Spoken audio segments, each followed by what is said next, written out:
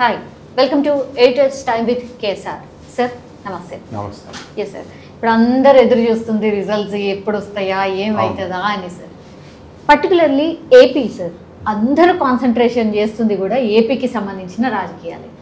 ఏపీలో ఎట్లాంటి ఫలితాలు ఉండొచ్చు సార్? ఒకవేళ వైసీపీ మళ్ళీ వస్తే రాజకీయ పరిణామాలు ఎట్లా ఉంటాయి, లేదు కూటమి వస్తే ఎట్లా ఉంటుంది, ఆ సమీకరణాలు ఎట్లా ఉండబోతున్నాయి సార్? అంటే వైసీపీ అధికారంలోకి వస్తే తెలుగుదేశం పార్టీలో ఎంతమంది గెలిచినా వాళ్ళందరినీ కూడా దాదాపు అందులో సగం మందికి పైగా ఉండే అవకాశం లేదు. మళ్ళీ ఒక కొడాలే నానిగానో వంశీగానో, ఎందుకనంటే ఒక ట్రేడ్ మార్క్ ఆయన సెట్ చేసి పెట్టున్నారు. ఎవరైనా పార్టీలోకి రావాలి అని అంటే నోటికి పని చెప్పాలి. నేను వంశీ గారు, మద్దాలగిరి వీళ్ళందరినీ కూడా చూసాం కదా, కరణం బలరాము, ఎవరైనా కానీ పార్టీలోకి వైసీపీ పార్టీలోకి రావాలి అని వీళ్ళు కూడా ఉండరు. ఎందుకంటే ఆర్థిక మూలాల మీద దెబ్బ కొడితే ఎంతకాలం అని పనిచేసి గొట్టిపాటి రవికుమార్ లాంటి వాళ్ళు కొంతమంది పోరాడారు, కానీ అలా ఎక్కువ మంది పోరాడలేరు. మామూలు వీళ్ళు ఏదో కులాస రాజకీయాలు వ్యాపారాలతో ముడిపడి ఉంటాయి కాబట్టి చాలామంది నాయకులు తెలుగుదేశం పార్టీలో 2 సంవత్సరాల దాకా అసలు ఇల్లు దాటిన వాళ్ళు కూడా మనం పోటీ చేస్తున్నాం.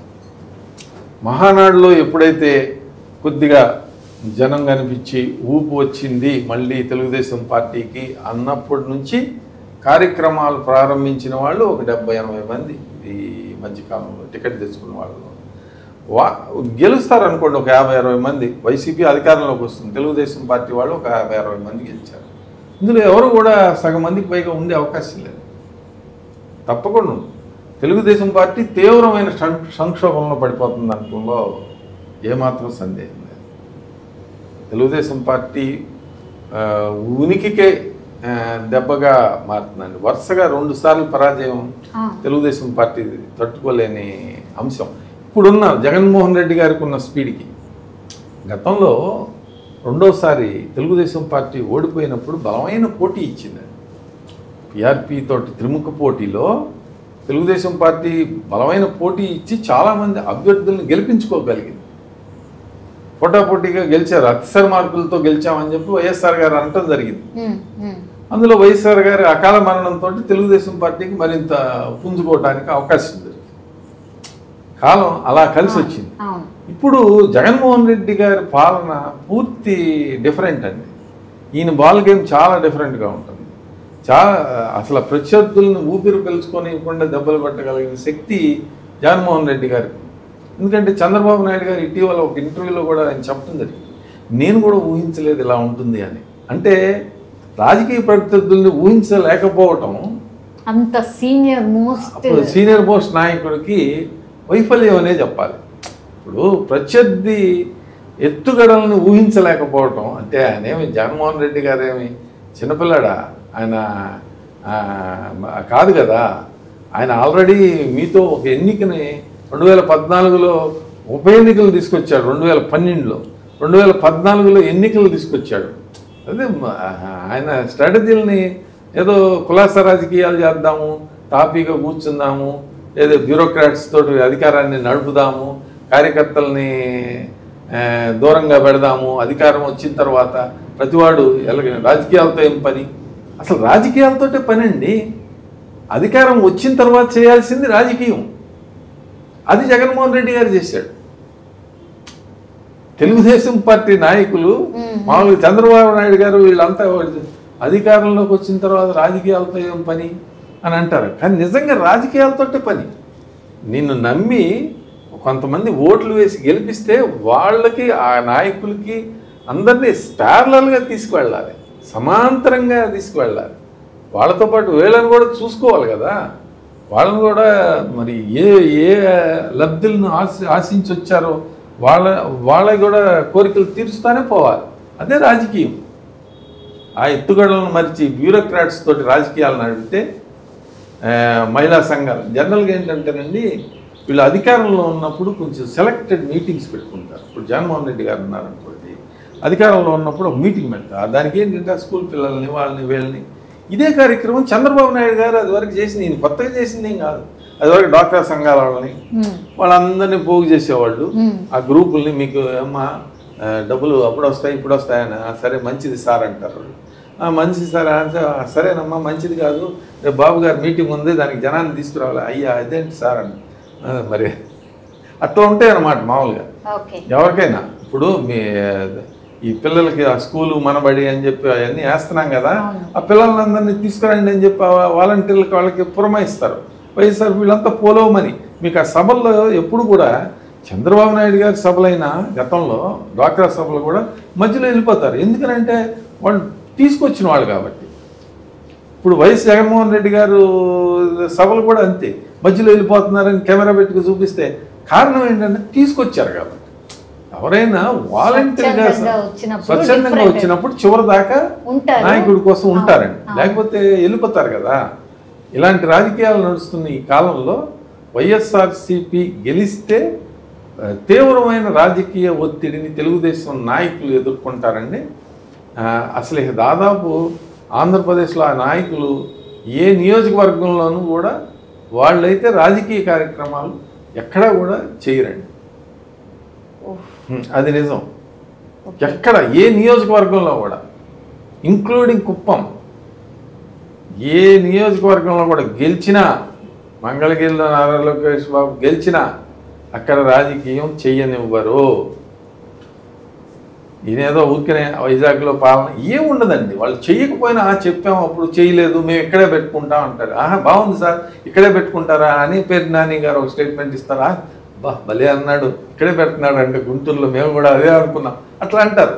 అంటే రాజకీయాల్లో వందిమాగదులు అలా ఉంటారు కాబట్టి ఆ నాయకులు వంత వాడేవాళ్ళు సహజంగా అలా జరిగిపోతూ ఉంటుంది. ఆహా ఓహో అంటారు.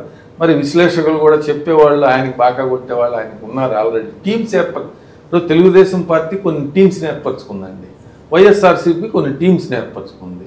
అంటే విక్టర్స్ హిస్టరీ, మీరు గెలిచిన వాడిదే చరిత్ర కాబట్టి అది ప్రజాస్వామ్యంలో గెలిచిన వాడిది చరిత్ర కాదు.